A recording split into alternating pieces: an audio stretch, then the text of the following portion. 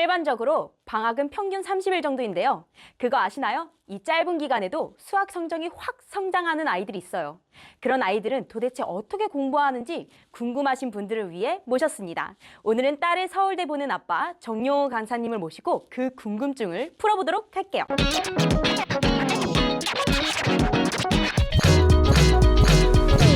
안녕하세요, 강사님. 네, 반갑습니다. 이제 곧 방학이 찾아올 텐데 방학 기간이 되면 아이들의 생활 패턴이 많이 무너지게 됩니다.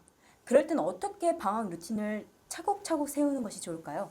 방학 때면 이제 시간이 많잖아요. 네네. 네, 시간이 많아서 그리고 또 이제 아이들은 학교보단 집이 편해요. 아, 그렇죠. 네, 그러니까 이제 널브러지는 거죠. 그렇죠. 네. 막 놀고 네. 싶고 네, 막 그리고 공부하기 싫고. 또 안 좋은 점이 이놈의 스마트폰.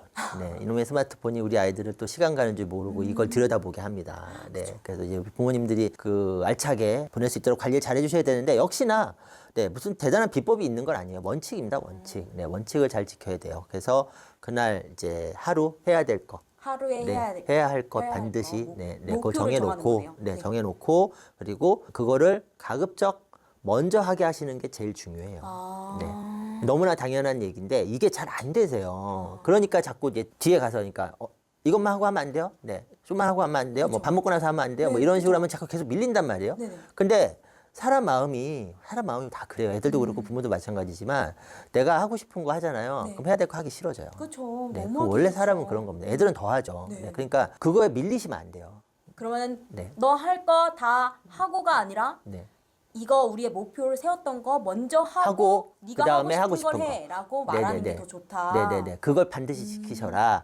다만 그 해야 될 거, 반드시 해야 될 게 뭐 한 세 가지, 네 가지. 그래서 하는데 막 2시간 걸려요.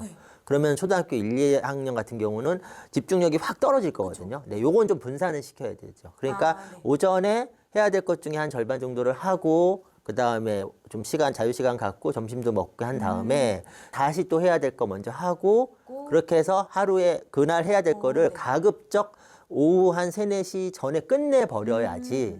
네, 그래야지 이게 안정적으로 해야 될 것들이 진행이 될 거고 그다음에 변수가 생긴단 말이에요. 뭐 외식을 하러 간다든지 갑자기 부모님이 뭐 만나자고 하신다든지 애들 좀 보고 싶다 뭐 이러실 수도 있잖아요. 네. 그러면 저녁 시간이 또 날아가 버린단 말이에요. 그러니까 저녁 시간 쪽으로 미루시면 안 돼요.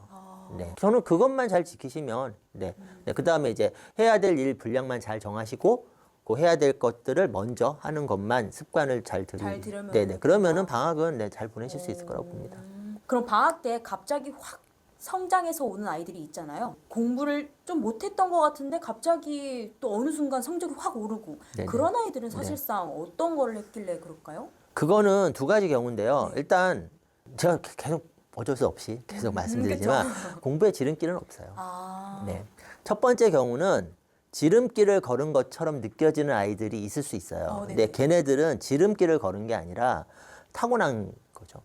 네. 다중지능 이론이라고 얘기합니다. 8가지 지능으로 분류를 하거든요. 그 중에 언어 지능이나 수리 논리 지능이 좋은 아이들이 있어요. 타고난 아이들. 네. 얘네들은 이미 준비가 되어, 그러니까 뇌가 팡팡 돌아가는 거죠. 네. 수학의 뇌, 그다음에 국어의 뇌.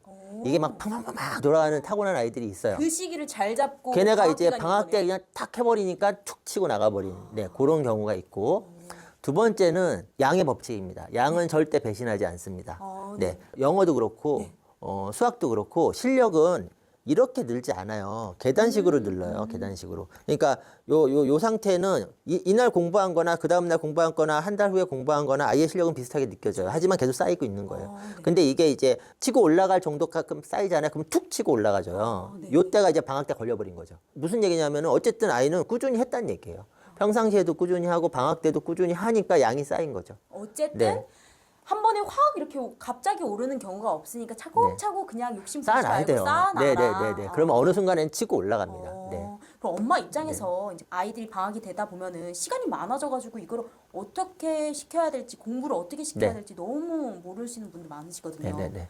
그럴 때는 학년별로 공부 시간을 딱 어느 정도 시켜야 되는지 학년별로 시간이 있죠. 있을까요? 있죠. 정말 중요한 질문 또 하셨네요. 네, 네, 아주 좋은 질문이고 중요한 질문인데 선택과 집중을 하셔야 됩니다. 네, 이것도 학년마다 달라요. 네네. 5세, 6세. 네. 그냥 책을 많이 5세, 읽어주세요. 5세, 6세 네, 네, 네. 유치원. 기승전 독서. 네, 네. 기승전 독서. 네, 1순위 독서, 2순위 독서, 3순위 독서, 4순위가 수학 영어.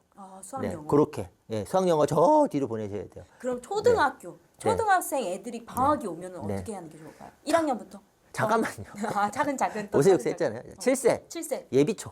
예비초. 네. 네. 기승전 읽기 독립 네. 플러스 5, 6세하고 달라요. 다릅니다. 5, 6세는 1위, 2위, 3위, 4위가 다 독서였어요. 네. 7세는 1위 독서인데 2위가 독서가 아니에요. 그럼 뭐죠? 수학 영어가 치고 올라옵니다.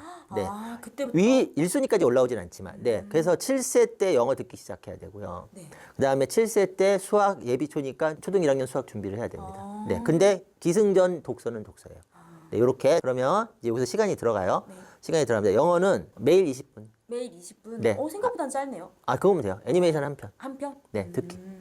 수준에 따라서 아이 수준에 네, 따라서. 수준에 따라서긴 한데 아마 대부분 7세면은 1단계일 거예요. 1단계 네, 낮은 네, 수준. 네, 낮은 수준. 네, 네, 요거. 그런데 그게 쉽지 않다 그러면 월수금이라도. 네. 가급적 월화수목금. 안 되면 월수금. 20에서 30분. 네네. 네. 두 편 봐주면 좋죠. 그럼 40분. 그럼 40분. 네, 네. 하지만 요렇게. 집중력은 네, 떨어지겠죠? 네. 그럴 수 있죠. 네, 그러면 굳이 무리하지 마시고 네, 매일 듣는 게 중요합니다. 꾸준한 게 네, 그다음에 수학. 수학은 주 2, 3회. 주 2, 3회 한 번에 한 30분 정도. 30분 정도 네, 문제 그 정도만. 푸는 거 위주로. 그건 제 책을 보시고요. 네. 그런가요? 네. 그것까지 하면 너무 길어져. 네. 그럼 보다 영상 돌릴까봐. 그래요? 네, 네. 네, 그렇게 하시면 되고. 자, 이제 초등학교 들어갑니다. 1학년. 네, 1학년이요. 1학년은 1순위는 읽기 독립. 문해력입니다. 네, 여전히 문해력입니다. 그래서 독서. 네. 네, 그건 독서는 몇 시간? 매일입니다. 세 권에서 5권. 3권에서 5권. 네, 매일. 네, 초등학교 연속으로 1학년. 읽어야 될까요? 아니면 나눠서 읽는 게 좋을까요? 연속으로 봐야죠. 연속으로. 네, 그림책이니까. 네, 그게 시간 그렇게 많이 안 걸립니다. 네, 매일 3권에서 5권. 자, 이렇게 하는 게 낫겠네요. 1, 2학년 묶어서. 1, 2학년. 네, 1, 2학년입니다. 1, 2학년은 1순위는 읽기 독립. 그러니까 독서 3권에서 5권. 네. 그다음에 수학 영어. 역시나 수학 영어입니다. 자, 영어는 매일 이제 매일 들어가야 돼요. 네. 그다음에 시간을 한 40분에서 1시간. 훅 올라가네요. 그렇죠. 20분에서 이제 40분에서 1시간이니까 초등학교 1학년은 40분, 초등학교 2학년은 1시간. 뭐 이렇게 생각하셔도 되죠. 그리고 매일. 매일 그다음에 하는 게 중요하다. 네. 듣기에 추가가 하나가 되는 게 뭐냐면 읽어주기 또는 읽기입니다. 한 문장 한 또는 문장씩. 두 문장. 제가 다른 영상에서 얘기했죠. 영어는 따라온다고 그랬죠. 네네. 모국어에 따라온다고 그랬죠. 그러면 초등학교 1학년, 2학년 때의 1순위는 한글 읽기, 그다음에 그림책인데 그림책이니까 텍스트 분량이 5줄, 6줄, 10줄 이렇게 되겠죠. 네, 그거에 비해서 영어책은 1줄, 2줄 요렇게 따라오는 거죠. 그럼 수학 공부 같은 경우에는 방학 때 어떻게 하는 게 좋을까요? 수학은 주 3회 한 번에 40분에서 1시간. 1, 2학년. 그러면 한 몇 문제 정도 푸는 거겠죠? 연산 문제집 1권, 내신 문제집 2권. 네, 이렇게 합니다. 네. 그게 방학 때 하는 게 아니라 일주일에 3번, 한 번에 40분은 방학 때이기도 하고 학기 중이기도 해요. 네, 그래서 방학 때부터 해서 학기 중까지 쭉 그렇게 이제 그건 이제 그 시간의 양인 거죠. 횟수와 시간의 양인 거고 공부 분량은 방학 때 한 권 정도 끝내주고요. 내신 문제집 한 권. 네, 한 권 안 되면은 한 뭐 3분의 2 정도. 네, 이렇게 해서 어쨌든 분기, 그러니까 6개월, 1월부터 6월까지. 네, 이 6개월 동안 연산 문제집 한 권, 내신 문제집 2권. 이렇게 풀면 됩니다. 그럼 그 다음 단계 네. 학년들은 3, 4학년이죠. 네, 3, 4학년. 3, 4학년은 이제 1순위가 바뀌어요. 네. 그럼 이제 1순위가 독서가 조금 뒤로 가는 건가요? 그렇죠. 독서가 뒤로 가고 영어가 치고 올라옵니다. 영어가 1순위예요. 네, 영어가 1순위라는 얘기는 매일 영어 2시간 이상. 그럼 수학 같은 경우에는 수학은 일주일에 세 3번, 번, 일주일에 세 번. 네, 3번, 그리고 한 번 할 때 1시간에서 1시간 반. 네, 시간이 올라오죠. 예체능이 정리가 돼야 돼요. 이렇게 되는 거예요. 그러니까 3학년, 4학년인데 영어 매일 2시간이죠. 그다음에 수학 1시간 들어오죠. 애도 놀아야죠. 그렇죠. 네, 그리고 밥 먹고. 네, 그러니까 요때 매일 가는 예체능 2개를 하면 시간이 안 나와요. 네, 피아노, 태권도 매일 가는 거. 네, 이런 식으로 되는 거죠. 그럼 마지막 5, 6학년. 5, 6학년은 또 1순위가 바뀝니다. 수학이 1순위로 치고 올라옵니다. 네, 수학 그래서 위주로. 기승전 수학입니다. 네, 그래서 수학은 그 다음에 선행이 들어가요. 선행이 이제 네, 선행 들어갑니다. 그래서 월화수목금. 중학교, 고등학교 이 단계를 거쳐야 된다는 건가요? 네, 그렇게 되죠. 그렇게 되는데 초등학교 6학년 때 고등수학까지 한다는 뜻은 아니고 초등학교 5학년 때 6학년 끝내야 되고요. 초등학교 6학년 때 중학교 2학년 1학기까지 끝내야 되고 이런 식으로. 너무 많은 단계까지는 아니고. 네네. 그래서 고등학교 들어가기 전에 고2까지 선행하고 들어가면 되는데 자 여기서 제가 요즘 또 거품 내면서 강조하는 게 나옵니다. 그게 뭘까요? 2028년 대입 개편안이에요. 그러니까 제가 수학 선행을 2028학년도 대입 개편안 전에는 고2까지 선행이었다고요. 근데 그게 바뀐다고요. 그러면 어떻게 바뀌냐? 2028학년도 대입 개편안에서 뭐라고 얘기를 했냐면